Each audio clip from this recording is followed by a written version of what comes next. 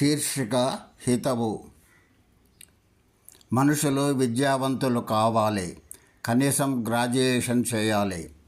మద్యపానము, ధూమపానము, పేకాట, క్లబ్బులు, పబ్బులకు దూరంగా ఉండాలి. రాజకీయాల్లో పాల్గొనటానికి, చర్చించటానికి, విమర్శించటానికి తన పరిధులు, పరిమితులు తెలుసుకొని ఉండాలి. వృధా చర్చలు చేయవద్దు. శరీర శ్రమ చేయుటకు వెనకాడవద్దు. ఇంటి పనులు, వంట పనులు తెలిసి ఉండాలి. అవసరమైనప్పుడు చేయటానికి సిద్ధపడాలి. తన వ్యక్తిగత జీవితము ధర్మ మార్గంలోనే నడుస్తున్నదా అని ఎప్పటికప్పుడు ప్రతివారు పరిశీలించుకోవాలి. సూర్యోదయానికి ముందే నిద్రలేవాలి. బ్రతుకు తెరువు కోసం ప్రభుత్వ ఉద్యోగానికై ప్రాకులాడక స్వశక్తితో స్వయం ఉపాధి పథకాలు తెలుసుకొని కనీసము నెలకు 1,00,000 రూపాయలు సంపాదించుటకై భార్యాభర్తలు ఇరువురు ప్రయత్నించాలి. కుటుంబ యజమాని ప్రవర్తనను బట్టే ఇంటి సభ్యులు ఉండే అవకాశం ఉన్నది కాబట్టి అతడు ఎట్టి పరిస్థితుల్లోనూ వారికి ఆదర్శంగా ఉండాలి.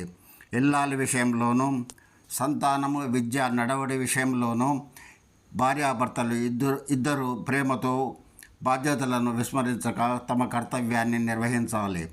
ఆదాయానికి అనుగుణమైన పరిమిత సంతానం చూసుకోవాలి. తన వ్యక్తిగత ఆరోగ్యము, కుటుంబ ఆదాయము, ఖర్చులు, విలాస వస్తువులు కొనేటప్పుడు ఇతరులతో పోల్చుకొనక యజమాని తన ఆదాయాన్ని దృష్టిలో పెట్టుకొని నిర్ణయాలు తీసుకోవాలి. పుట్టినరోజులు, పెళ్లి రోజులు మొదలగు సందర్భములలో బయటి తిండ్లను నిరుత్సాహపరచాలి.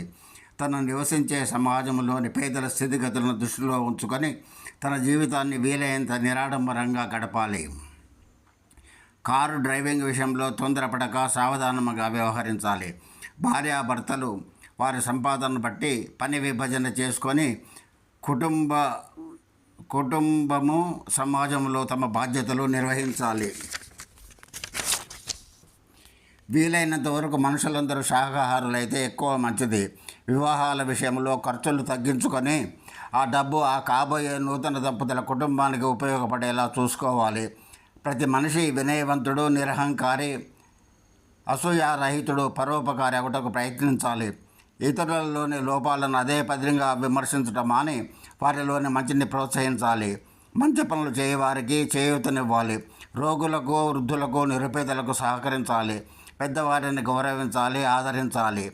వారి జీవితానుభవాలను తెలుసుకుంటూ మన జీవితాలు సరిచేసుకోవాలి. తన వ్యక్తిగత ఆరోగ్యము, కుటుంబ సభ్యుల ఆరోగ్యంపై నిరంతరము శ్రద్ధ వహించాలి.